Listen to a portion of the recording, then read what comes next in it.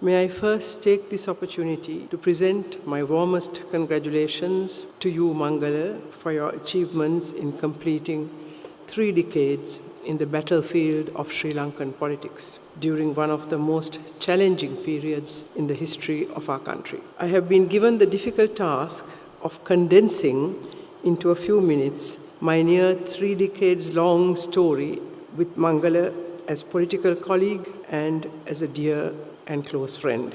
I shall try. Mangala belongs to that rare breed of politician fast becoming extinct in Sri Lanka. A man with a vision for his country and not for his personal gain. A man with the skills to translate that vision into effective action, with a steadfast commitment to honesty in government and the courage to stand by his vision and principles when faced with even the most formidable challenges. I am not usually given to praising individuals, even if they are friends, in public. However, I believe it is important that we appreciate the goodness in our political leaders so that we learn to sift out the bad, an exercise that has become urgent in present-day Sri Lanka if we are to achieve the dream of a truly democratic, progressive and prosperous nation. Mangala and I have shared that dream and have fought many battles for it.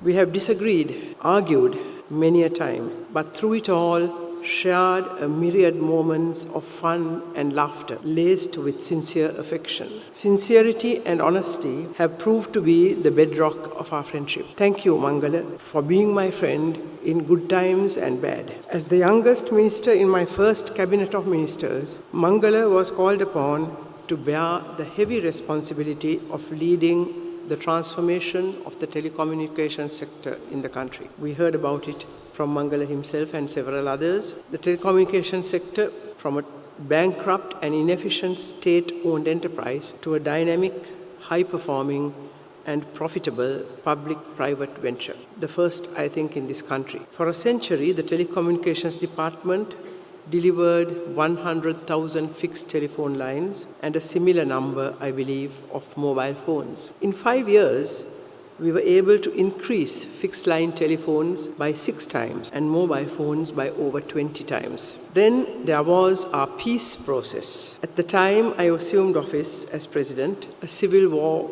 was raging in the north and east of the country. While engaged in successful military operations against the rebels, I realized that a durable peace would never be possible without constitutionally and politically guaranteeing the rights of the minority communities on one hand, and on the other, doing all that was required to create understanding and acceptance of each other's diversity within our multi-ethnic, multi-religious society. We undertook many programs for the first time in Sri Lanka with the objective of achieving a durable peace. I had an opinion poll conducted amongst the entire Sinhala community on their views about a negotiated settlement to the conflict. This was around 1994.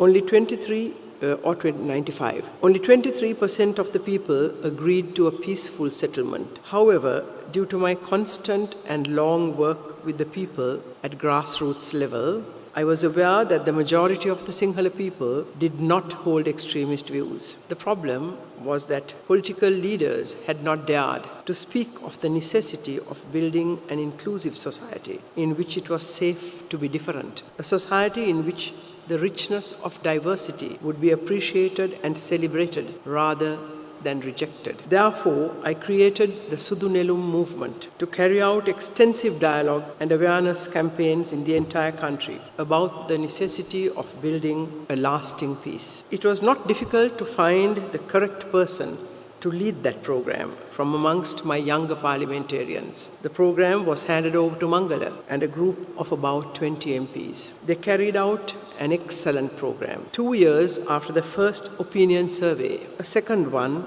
conducted demonstrated that the 23% among the Sinhala people had increased to over 68%, a staggering figure, stating that they would vote for a new constitution that would guarantee all the rights of the minority communities, as well as the unconditional abolition of the executive presidency, which was proposed in my constitutional draft. The subsequent fate of this great project will one day be recorded as one of the most tragic chapters of our history. I shall pass there. The Sudunelung program would not have been successful if not for the courage Mangala and his team showed in leading it in the face of much personal abuse and obstacles, sometimes even from within the ranks of our government. It should be a matter of pride for Mangala that he has remained unshakably faithful to our principles, to our dream about the resolution of the national question of Sri Lanka,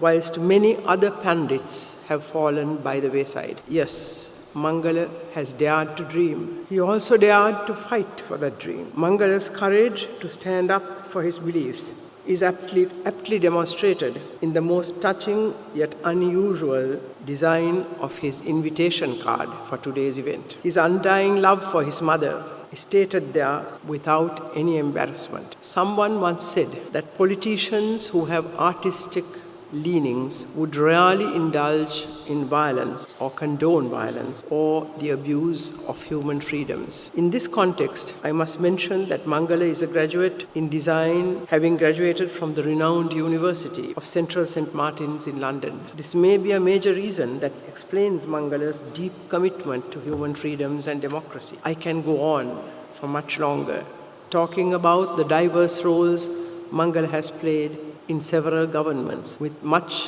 commitment and success. Time is running out, and I must end my narrative for the moment. Honorable Minister, my dear friend Mangala, may I wish that you be blessed with good health, long life, and happiness, and success in your great endeavors.